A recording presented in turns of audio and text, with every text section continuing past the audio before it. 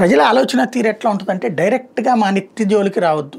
నువ్వు ఆ నాయకుడిని తిట్టు, వాడు దిక్కుమాలినోడు అనుకో, వాడు దోపిడీదారు అనుకో, లేకపోతే ఈ నాయకుడిని తిట్టు, మీరు కొట్టుకోండి, మేము కూడా తిడతాం వాళ్ళని.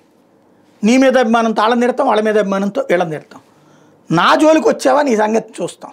వ్యాపారస్తుడు పన్నేక వేశాడని చెప్పి వాళ్ళ దగ్గరికి వెళ్తే అప్పుడు పన్నులు అని చెప్పేసి వేధిస్తారు అని మాట్లాడతారు. అట్లాగే రోడ్డు మీద ట్రాఫిక్ కానిస్టేబుల్ ఆపి ఇదిగో నీ దగ్గర ఈ లోపం ఉంది అంటే దోచేస్తున్నారు అంటారు.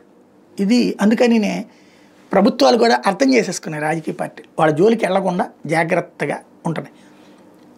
ఎక్కడో కొన్ని చోట్ల మాత్రమే కాస్త హడావిడి జరుగుతుంది. ఎక్కడ ఎందుకు తెలంగాణలో ఎందుకు కేసులు పెట్టి వేధించట్లేదు, వెంటాడట్లేదు, ఏదో పెనాల్టీలు వేసేసి డైరెక్ట్గా ఆన్లైన్లో కొట్టుకోమంటున్నారు.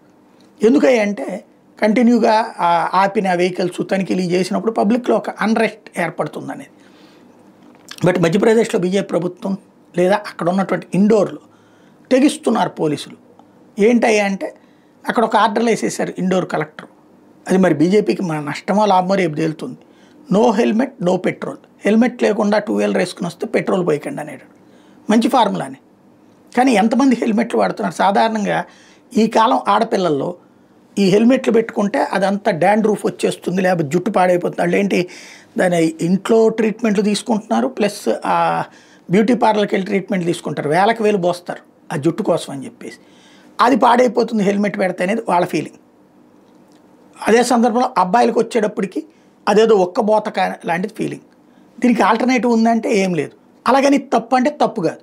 హెల్మెట్ ఉంటే ప్రాణాలు పోకుండా కాపాడుతుంది. మామూలుగా రోడ్డు మీద యాక్సిడెంట్ జరిగినప్పుడు కింద పడ్డప్పుడు ఫస్ట్ పగిలేది తలకాయ పగిలిందంటే అయిపోయినట్టే.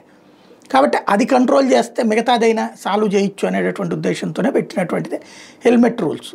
సుప్రీంకోర్టు దాకా కూడా చేసినటువంటి. ఇప్పుడు ఇది ఉద్దేశం మంచిదే, కానీ పబ్లిక్ ఎలాగ ఫీల్ అవుతారు, ఆ రియాక్షన్ ఎట్లా ఉంటుందో చూడాలి.